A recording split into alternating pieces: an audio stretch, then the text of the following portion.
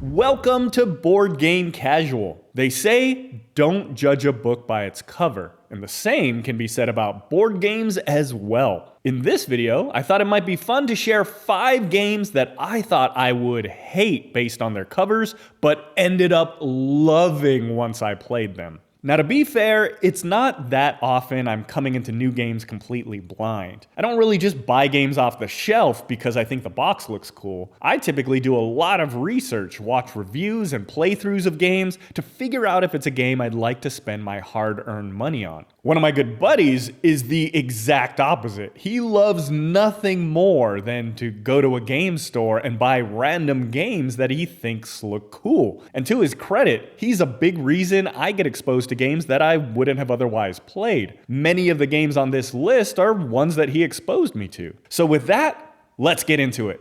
A game whose cover I could never hate is Clash of Corgis, who I'd like to thank for sponsoring today's video. Clash of Corgis is a fun, lightweight card game, and if the vibrant artwork and whimsical characters aren't enough to draw you in, well, how about the fact that it comes with 3 unique modes of play? That's 3 games for the price of 1. To learn more about Clash of Corgis and order your own copy, be sure to check out clashofcorgis.com. Alright, back to the video.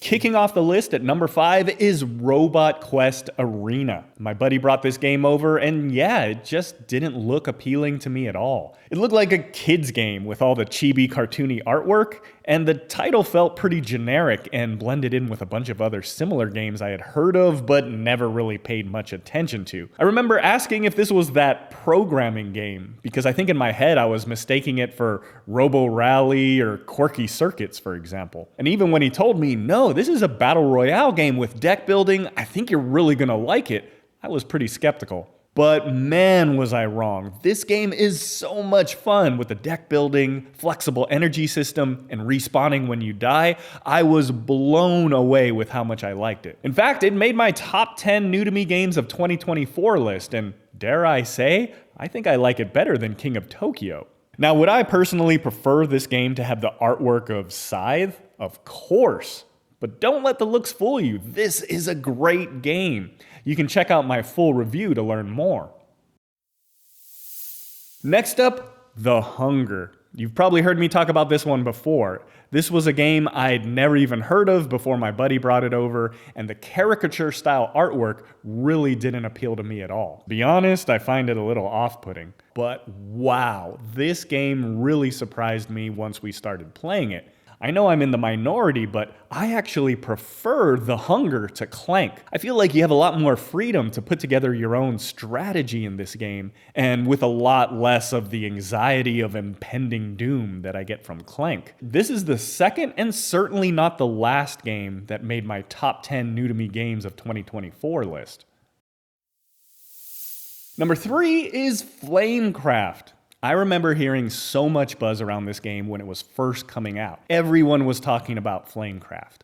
But when I finally saw the cover, I was a bit taken aback. It definitely didn't match what I had in my head. The cartoony artwork made it look like a kid's game. I wasn't a fan of all the empty white space on the box, and I'm sure this was just a me thing, but I was a bit off-put by what on the surface looked like wannabe Miyazaki-style artwork on a non-Japanese game. Hearing so many good things and watching some playthroughs where it looked really fun, I bought a copy when I saw it on sale. And not only is it a fantastic game, but I've since completely flipped my opinion on the art and the cover. I absolutely love the art in this game after seeing it in person and immersing myself in the theme. I've even come to appreciate the framing of the empty white space on the cover. It gives the game a real elegant and modern look and makes it pop against the other boxes on the shelf.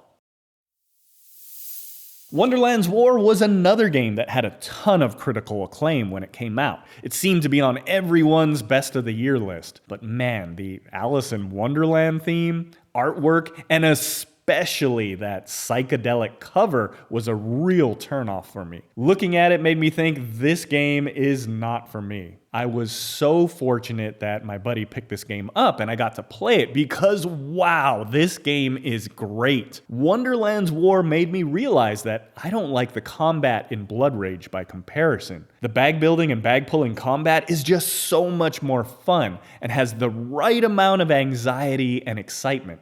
Do I wish there was a game with the mechanics of Wonderland's War but the artwork of Blood Rage? Of course. But Wonderland's War is a fantastic game regardless, and this one made my top 10 new to me games of 2023 list. And at number 1, probably the game that was the biggest surprise with how much I liked it compared to how much I thought I wasn't going to, is Fickle. I knew absolutely nothing about this game and never even heard of it at the time my buddy brought it out, saying he recently got it on Kickstarter. The wood nymph fairy style artwork to me was a complete turnoff, and when my friend described it as a bluffing, push your luck type of game, that only worsened my anxiety about playing it. I absolutely hate Sheriff of Nottingham, for example. But man, I have to admit, I had so much fun with this game. The game is super light and pretty simple. The core action that supplements the set collection is that you're going to choose 3 cards from your hand, order them into a stack face down, and pass it to your neighbor, while you're simultaneously getting a stack your other neighbor has ordered for you. Then everyone gets to draw the top card from the stack they've been passed. And each player decides if they want to keep that card and finish their turn, not knowing what else might have been in the stack, or discard it and go for the next card instead, where once again you can choose to discard that card, but now you're forced to take the third card. So you have these really fun choices to make. Okay, the top card I have is okay, but not great. Do I push to try to get a better card? And when you're playing with friends, which is, I think, the key for this game, it's really all about the mind games and trying to get into your opponent's heads in how you're stacking the deck to pass over. If I put a just okay but decent enough card on the top, will they be too nervous to continue, allowing me to bury a really good card that they'll miss? Or if I put a couple of subpar cards on top, can I trap them into getting stuck with a really bad card at the bottom? It really surprised me with how much fun Fickle was, and I find myself thinking about that game a lot. I think it's a pretty small game that not a lot of people have heard of, so if you have the opportunity, go check that one out. There you go, 5 board games that I thought I was gonna hate based on their covers, but ended up loving, and proof that you shouldn't judge a game by its cover. Some of you watching must have similar stories. I'd love to hear the game where you saw the cover and thought, this game isn't for me, but then played and really liked. Please drop a comment. Maybe there's some games that I personally have already written off that I need to go give a serious look. Thanks so much for watching. Maybe check out another video while you're here since it really helps with the algorithm. Thank you for liking and subscribing, and I'll see you next time here on Board Game Casual.